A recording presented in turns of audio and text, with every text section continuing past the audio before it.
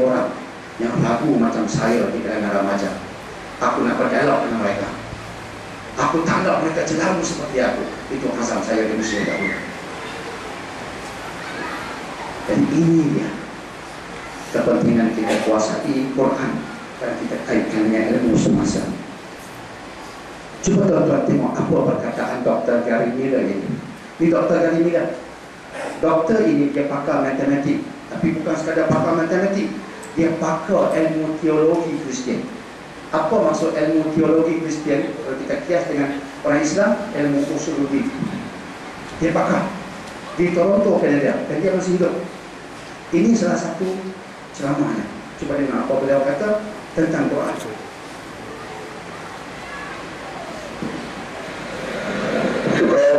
Amazing is something that isn't done simply by Muslims who may have an appreciation for the Quran and are very pleased with it, but the book has been called amazing by non-Muslims.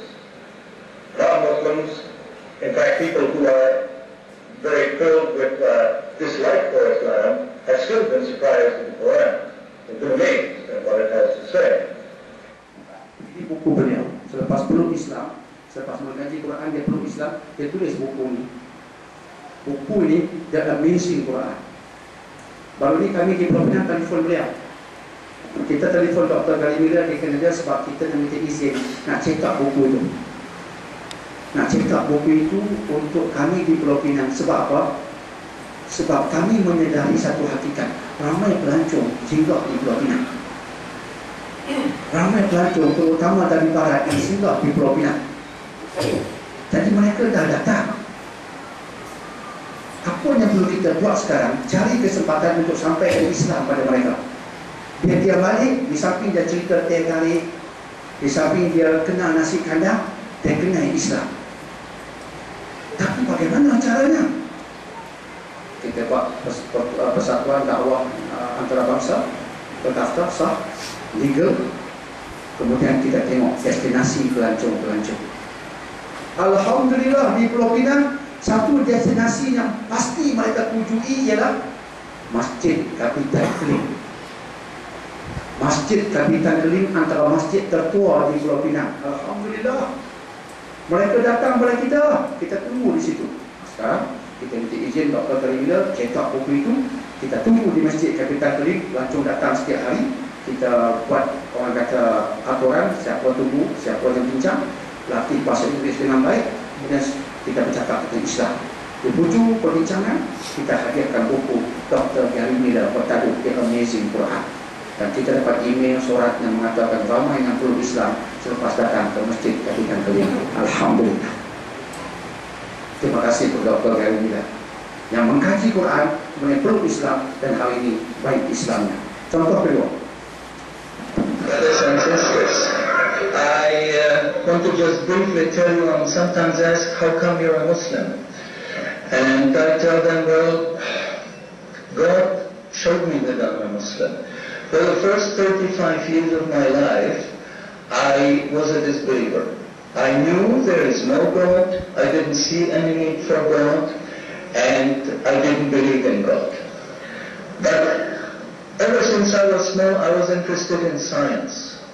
And as my knowledge of science grew, 25 years ago, in basically a flash, I came to the conclusion that the universe is so perfectly made and everything so perfectly matches together that there must be God. So in 1 second, I went from certainty there is no God to certainty there must be God and only one God.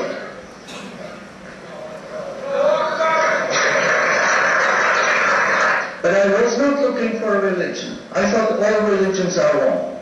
Christians say this is one. The Jews said Jews are chosen people, and if you're not Jew, you're not chosen.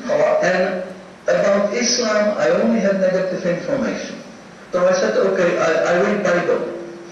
And I saw in the Bible there are places which you know come from God.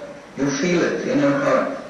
But you see there are places which come from man. Because this page says something that is opposite to the thing that was said a few pages ago.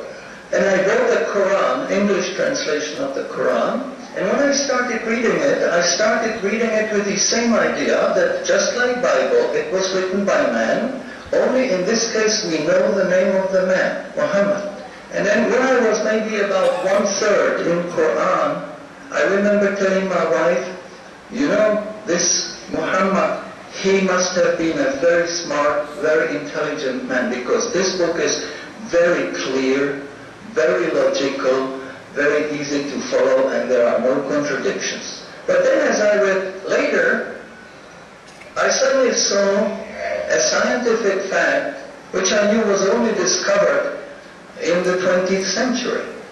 So immediately I saw that Muhammad is not the author of the Quran. Muhammad is a messenger sent by God to give the Quran to mankind. I saw, Mashallah, Muhammad Rasulullah. Begitulah kepentingan kita kaji Quran kaitkan dengan sains. Jadi tuan-tuan perempuan yang dimuliakan, itulah yang tak saya sampaikan. Dan sebelum saya akhiri, saya perlu habiskan formula IT juga. Itu bawa air, ilmu, tapi T sikit, T takwa. Selepas ada ilmu, baru kita tahu bagaimana kita berjalan mencapai takwa. Dan penutupnya kita sama-sama peringatkan diri kita dengan surah Al-Hujurat ayat 13. Firman Allah yang berbunyi, Inna akramakum 'indallahi atqakum. Orang yang paling mulia di kalangan kamu di sisi Allah ialah yang paling bertakwa. Dan jangan lupa ayat kedua surah Al-Baqarah. Dzalikal kitabu la raiba fihi hudan lil muttaqin. Inilah kitab yang tidak ada sebarang keraguan tentangnya, petunjuk bagi orang yang bertakwa. Jadi orang baca Quran tapi tak ada kesan, tak ada impak yang positif. Sebab Allah berkata hudan lil muttaqin. Dia petunjuk bagi golongan yang bertakwa. Nah, sebab itu T penting. Bila takwa kita kejar, takwa menyinari hati, kita baca Quran, Masya Allah, mendamaikan. Jadi itulah formula IT. Semoga dengan formula itu insya Allah kita akan mencapai hasanah di dunia dan juga hasanah di akhirat. Alhamdulillah.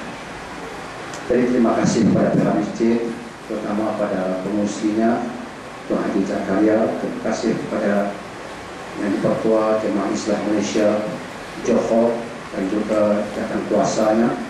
Alhamdulillah, tadi nampak belah hati pun anjuran Jabatan Agama Johor dengan Jemaah Islam Malaysia, Alhamdulillah Johor, dan saya merasakan semoga pertumbuhan seperti ini akan terus melonjak. Saya juga di Pulau Pinang merupakan yang dipertua 10 tahun Jemaah Islam Malaysia Pulau Pinang, 10 tahun. Dan Jemaah Islam Malaysia bukan jemaah, bukan GI. Tuan-tuan yang silap saya maaf. GIM bukan GI. GI itu lain. Ini berdaftar NGO nak buat kebajikan, nak tolong orang. Alhamdulillah di Johor ni masa baru ni kan berlaku banjir,